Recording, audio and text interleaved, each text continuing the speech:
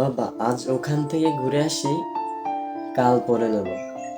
আজকে টিভিতে আমার প্রিয় শোটা শুরু হচ্ছে, আমি কাল পড়ে নেব।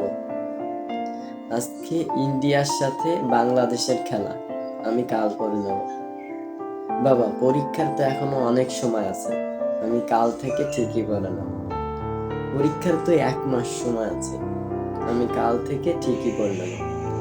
এই যে এই কাল বলতে বলতে আমাদের মূলত কালে ধরে বসে। তো আমরা যখনই এইসব কথা বলি, আমাদের মনে হয় যে আমরা কাল থেকে ঠিকই বলবো, কিন্তু যে এই কাল জিনিসটা কালই থেকে থাকে, অর্থাৎ কাল আসলে আমরা আবার কাল বলবো যে পরশু। কিন্তু এই যে এইভাবে বলার এই অজুহাতগুলো আমরা কাকে দিই? এই অজুহাতগুলো দিয়ে আমাদের কাদের লস হয় বেশি? কাদের? টিচারের, শিক্ষকদের, মা বাবার, না আমার? আলটিমেটলি মূলত আমাদেরই এই ক্ষতিটা হয়ে থাকে। তাই আমাদের উচিত যে এই কাল না বলে মূলত আজ থেকে যে কোনো কাজ শুরু করা। কারণ আজ মানে এখন থেকেই কাজগুলো শুরু করা। যদি আমরা কাল বলি তো কাল মূলত কালই থাকবে। তো এর জন্য যদি তুমি মোটিভেশন না পাও, তুমি একবার চিন্তা করো যে তোমার পরিবারের কথা বা তোমার সমাজের কথা।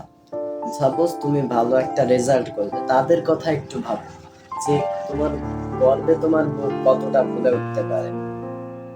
এবং তাদের, অর্থাৎ তোমার সমাজে বা সোসাইটিতে যারা আছে, তারা কতটা প্রাউড ফিল করে। এবং তাও তুমি যদি মোটিভেশন ফিল না করো, তুমি রাস্তায় বেরিয়ে যাও, সেখানে তুমি ফুটপাথের আশেপাশে অনেক লোককে দেখবে যারা দুমুঠো খেতে পারে না, যাদের গায়ে ভালো পোশাক নেই। তাদের দিকটা একটু ভেবে দেখো, তারা কিভাবে থাকে। আর তুমি একটা অজুহাত দাও, কাল কাল কাল। তো তাদের তো তেমন কোনো অসুবিধা হয় না। তাই আমাদের উচিত যে এই যে যে কোনো কাজ আমরা যদি পরের জন্য ফেলে রাখি, তো আমাদের সেই কাজে সফলতার যে পার্সেন্টেজটা সেটা কিন্তু অনেক কমে যায়। কারণ আমরা যদি একটু কোনো কাজে ঢিলামি দিই, তো সেই পরবর্তী যে সেই কাজটায় যে আমরা কিন্তু আরো ঢিলামি দিতে পারি।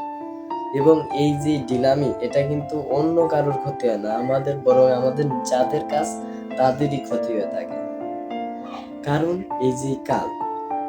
এই কাল জিনিসটা মূলত যে আজকের দিনের পরের দিন এমন নয়, এটা মূলত কাল, অর্থাৎ সবার জন্য নিজেদের জীবনে সাকসেসফুল হওয়ার জন্য এটা আসলে একটা কাল হয়ে দাঁড়িয়েছে।